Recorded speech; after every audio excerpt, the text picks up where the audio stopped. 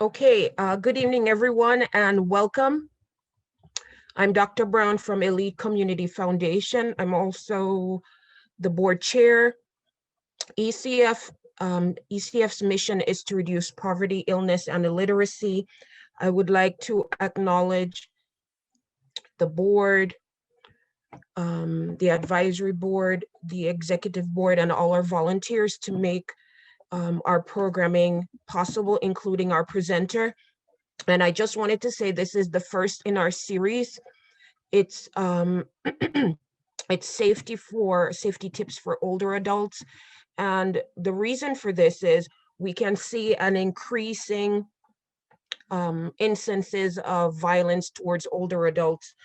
And again, we see this almost daily as we view news reports. For example, 2 days ago, I saw a mugging of an older adult where two women pretty much took off her necklace, a poor defenseless lady that could not do anything.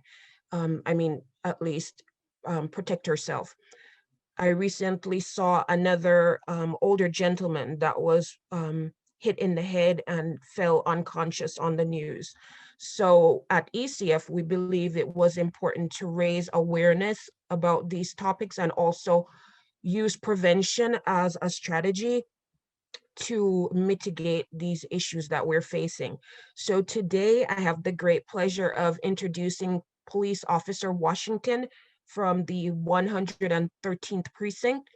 He will be presenting today's presentation. He is from the New York City Police Department, and he's also the supervisor of the Crime Prevention Unit.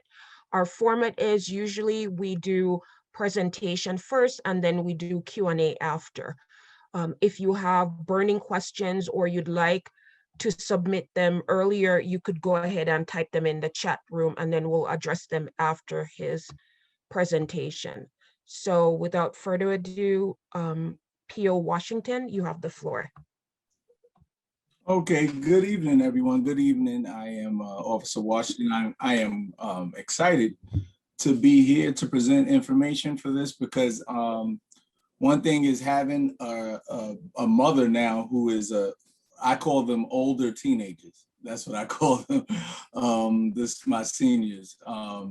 It's near and dear to my heart, and part of the reason why I wanted to be a police officer is to protect those who can't protect themselves, right? Young people and older adults. So what I see in the news and actually what I've seen at work is really disheartening that people are targeting our seniors like this. So I put together a little slideshow on some information, just touching on some points. I didn't want to overload you guys on on information. But before I do that, real quick, I'll just give you a background on me. I am a 15-and-a-half-year veteran of the police department. I pretty much started, and still am in the 113th precinct, which is located in Southeast Queens, New York City. I started out as a patrol officer, then I went to be the youth officer, and now I am community affairs / crime prevention. They're getting a lot of bang for their buck from me. Let me see if I can share my screen. Just give me a second. And before we have technical difficulties, because it seems like everything works when you practice before the meeting, and then as soon as the meeting happens, then it doesn't work. So absolutely. I'll just need some feedback. What do you see?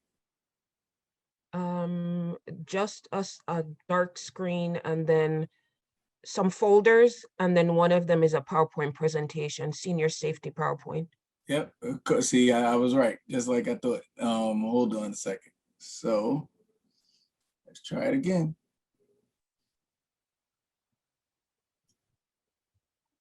Here we go. Now, do you see it? Yes. All right. Yep, I knew it was going to happen. So, all right. So I'm going to start. Senior safety. What you need to know to be safe. All right. Started out with who am I? I kind of told you that, but I'll go into it. Here is I have some information I'm going to share with you guys. I have some booklets that kind of gives some tips as well. But here is my information. I'm a community affairs officer slash crime prevention officer. Basically what that is I am public relations and a crisis management. Ironically, just to touch on a part of that, is what I actually do is in times like now, you had the verdict of the George Floyd case. If that erupts into, because even with the verdict, it can still erupt into violence. If that erupts into violence, usually you'll see me and my counterparts pretty much at the front line of any protest and disturbance. We try to mitigate, the anger.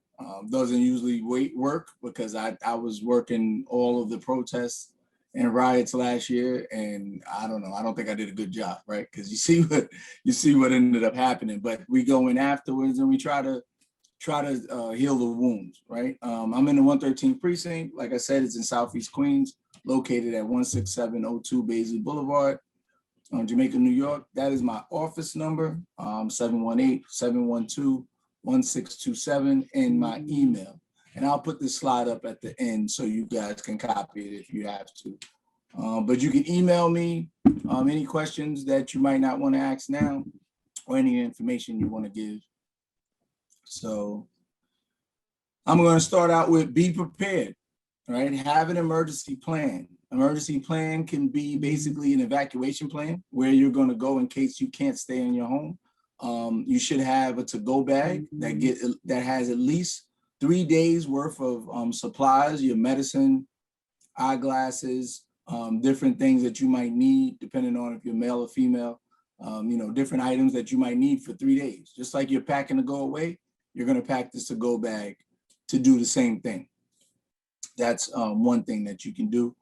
But definitely a to-go bag is important because just last year my power went out in my house for about a day. And then I'm a veteran of the military too. So, we always think about this. So I had my bag, I just grabbed my bag, my family's bag, and then we went to a hotel. We had everything we needed in that bag. So, we didn't have to go grabbing anything in the dark or anything like that. And that's just a power outage. God forbid anything else worse happens. When you get older, that I always say that the pill bag gets bigger and bigger and bigger, right? It's sad to say, but this is what happens. Make sure you have the medicine that you need. That's the main thing. Have your contacts ready and available and in a place in your home that can be clearly seen. On a refrigerator, I don't know, like as soon as you come in the door, because, if you have your daughter or you have a family member that kind of in your life that kind of helps you navigate through things, have that readily and available. Because what happened as a police officer, sad to say, if you fall in that house and then we are aware of it, we might take the door, or a couple of times I've had to climb in the window, and now I find this person unconscious. But the thing is now, I'm going to call an ambulance, but I don't know who to contact, because if your phone is locked, and I'm not going to go rifling through all of your stuff to find it. So at least if you have contacts visible in your house, we can see it and I can contact someone.